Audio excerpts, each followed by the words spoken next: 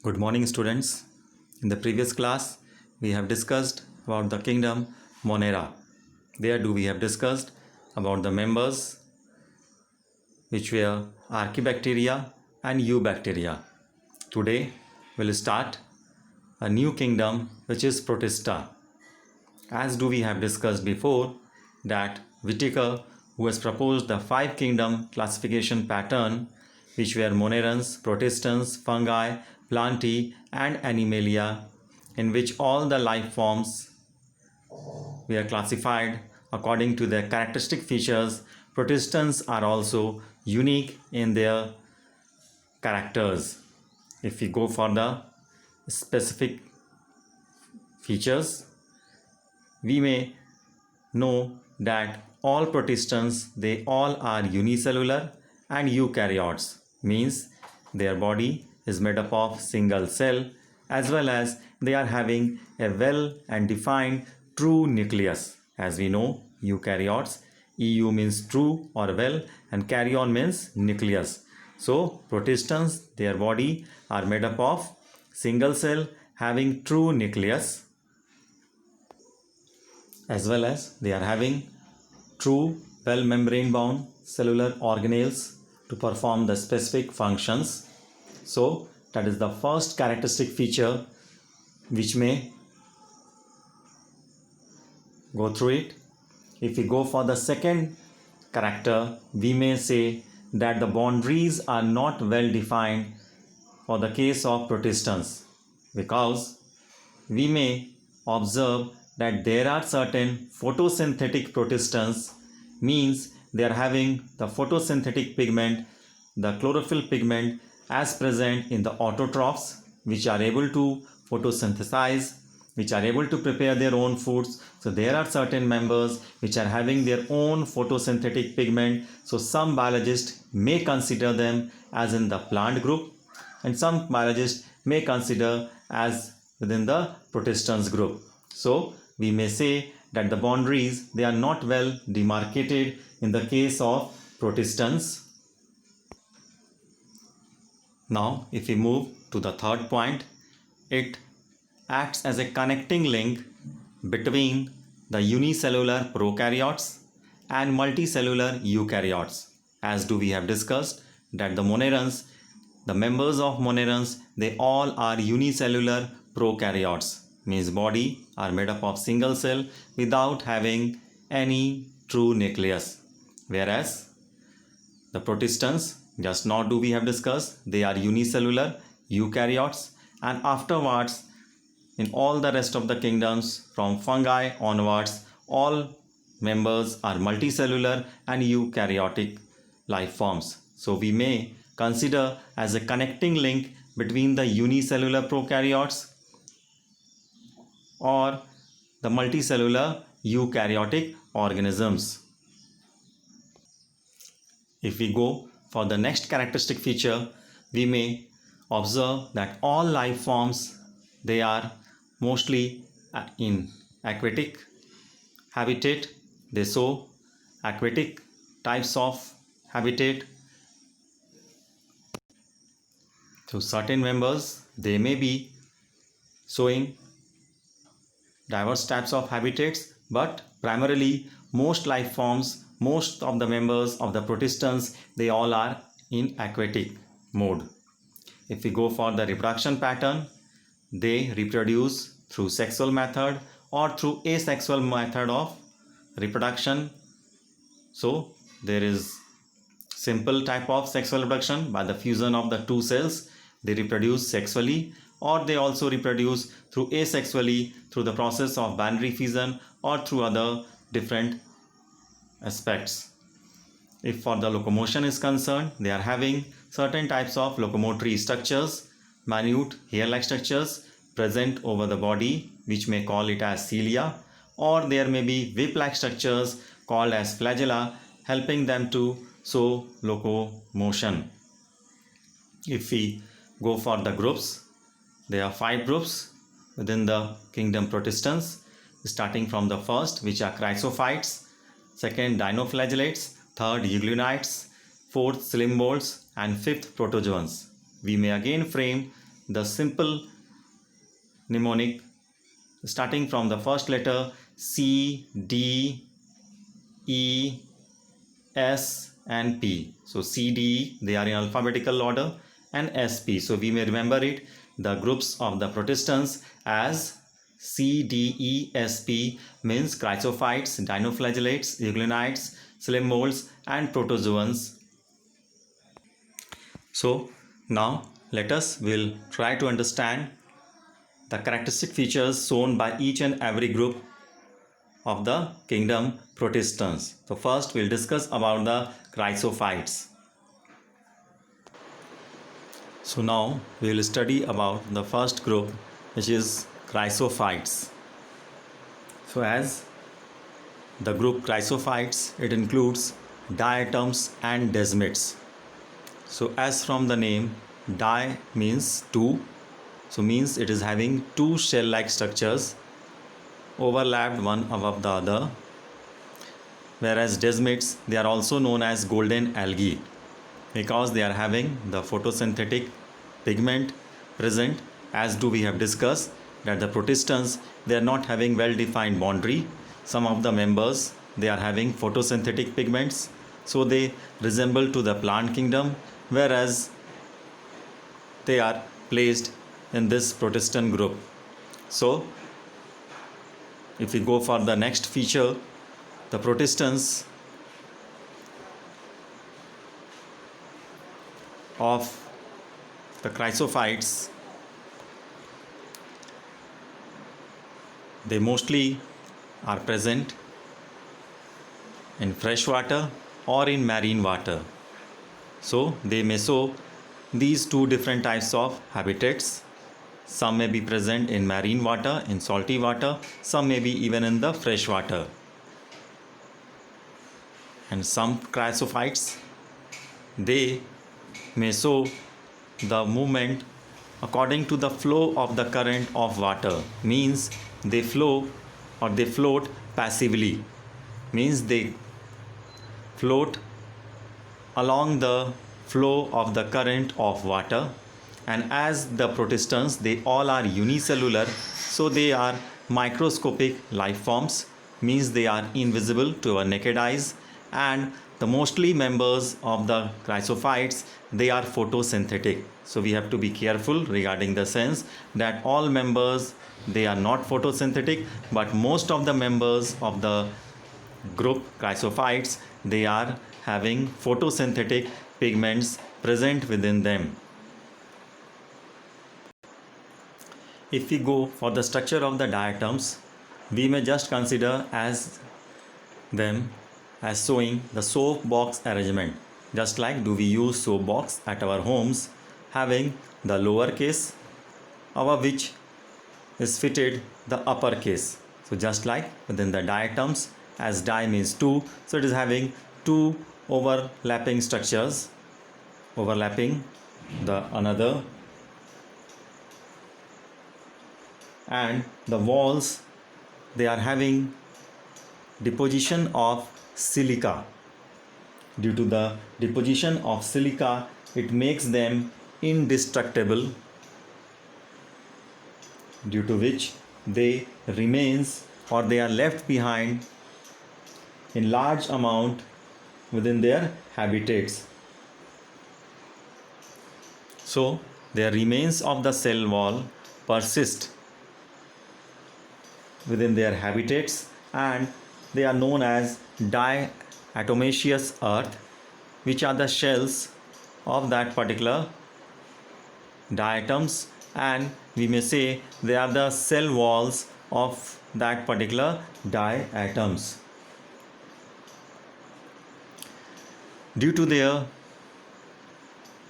gritty in nature, means deposition of silica, they are used in the polishing, in the filtration of oil and syrups in the industries, and for certain other purposes.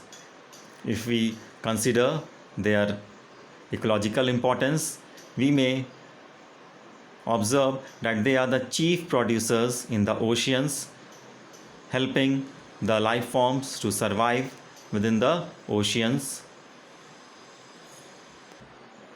So we may say the chrysophytes, they help to maintain the ecosystem within the oceans, as they are the producers within the ocean water. So now we'll start the second group within the Protista, which is dinoflagellates. As the name suggests, di, it means two, means it is a characteristic feature of the group dinoflagellates having two flagella. If we go for the characters, mostly they are marine and having photosynthetic pigments within them.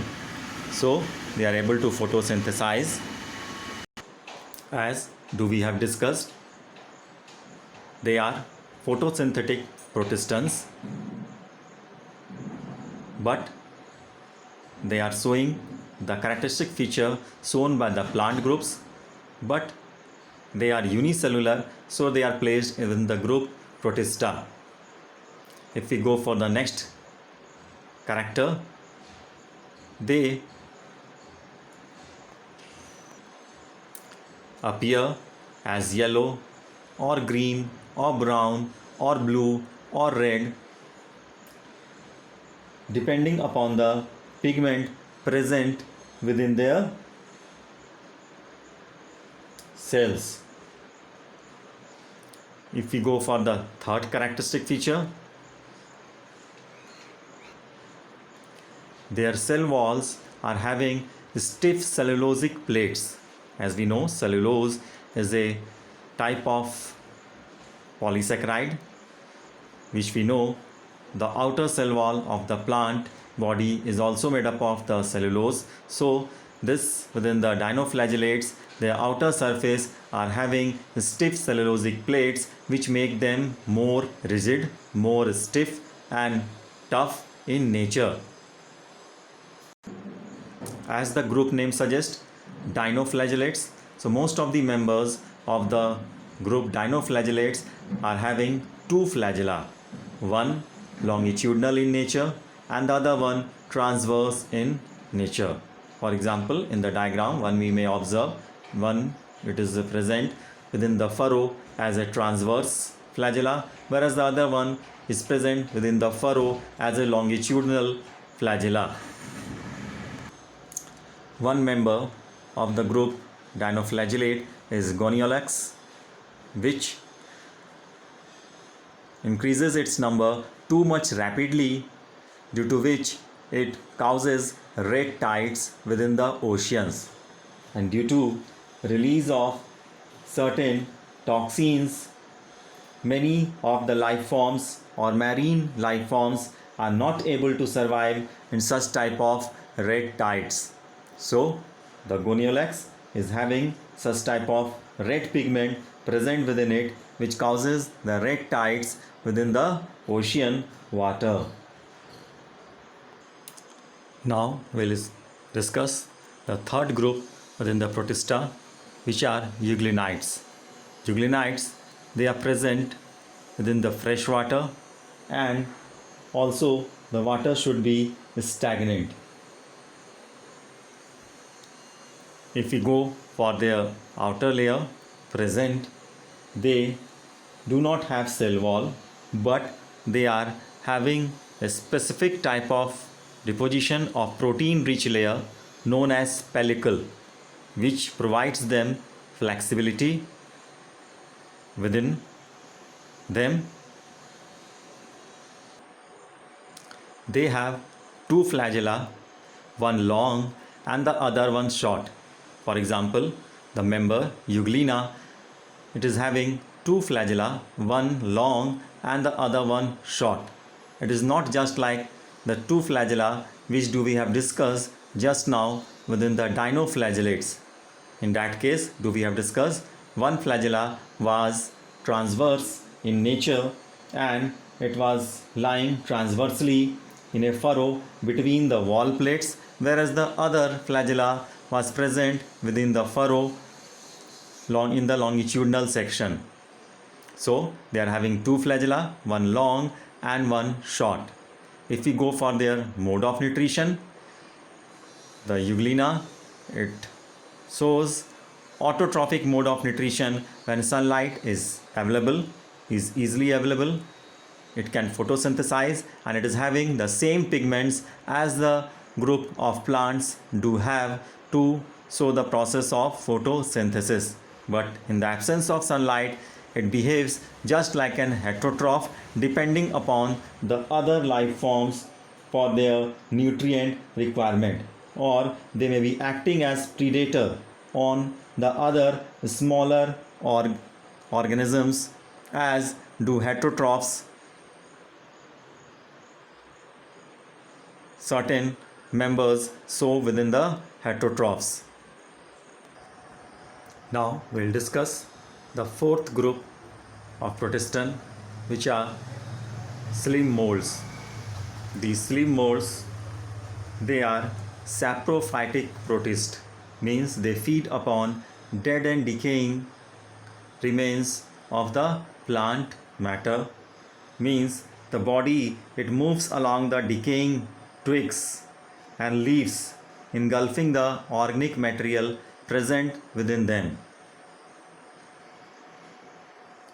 If we go for their increase in number, during the favorable conditions, these slim molds, they aggregate together to form an aggregation which is called as plasmodium.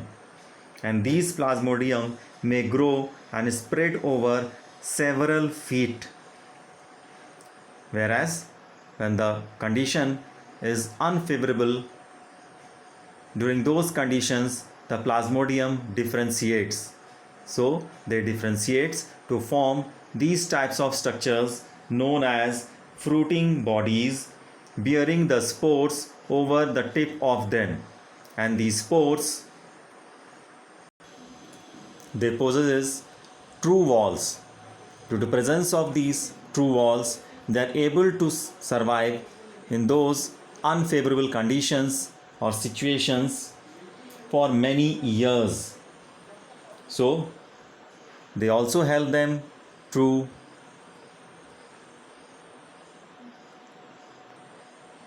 get dispersed by the help of air currents to their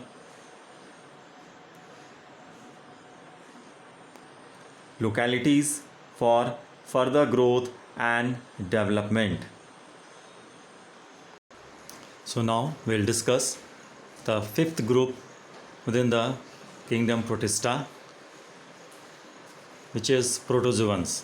As the name suggests, it is made up of two words. Proto means primitive and zoon means animals, means they are considered to be just the primitive forms of the animal group.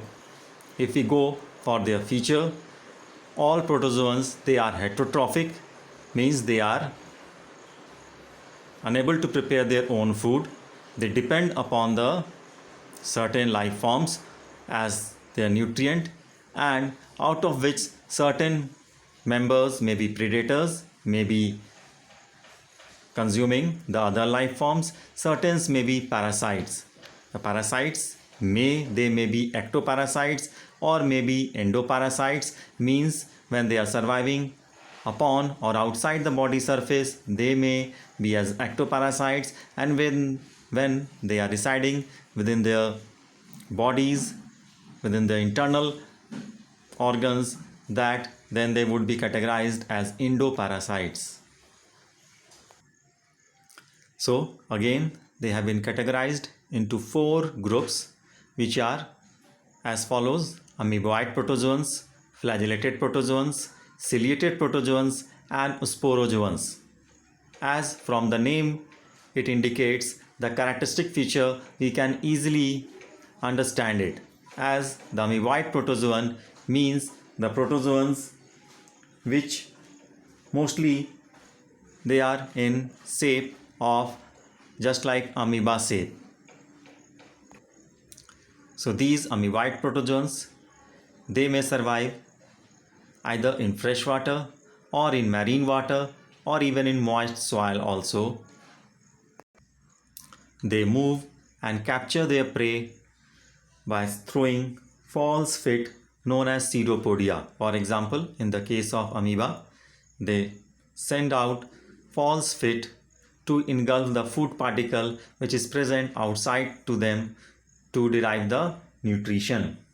And if they are showing marine habitats, they will have silica shells on their surfaces, whereas some of them, they are also as parasites. For example, Antiomoeba histolytica, which causes the disease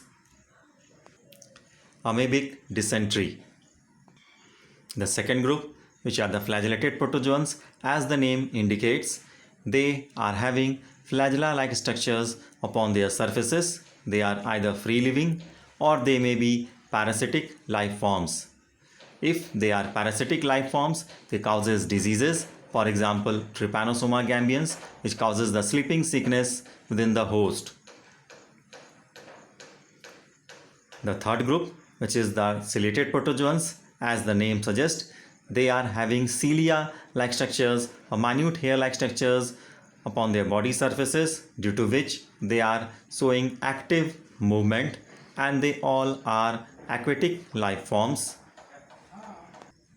So these ciliated protozoans, for example, the member is a Paramecium, which is having a cavity or gullet through which it takes the nutrient from outside the environment, whereas the presence of cilia, they act as rods to help them showing movement. Now the last group within the protozoan is the sporozoans, which means they are having diverse types of organisms which have an infectious spore-like stage, which may cause certain types of diseases in their life cycle. The most importantly and the notorious sporozoan is the Plasmodium, which causes the disease malaria, and it is again having different type of species like Plasmodium ovale, Plasmodium vivax, Plasmodium falciparum, which causes the dreadful disease on the human population. So till so far we have discussed about the all 5 subgroups of the kingdom Protistans, which were chrysophytes, dinoflagellates, euglenites, slim molds, and protozoans. Till so far here, thank you, have a nice day.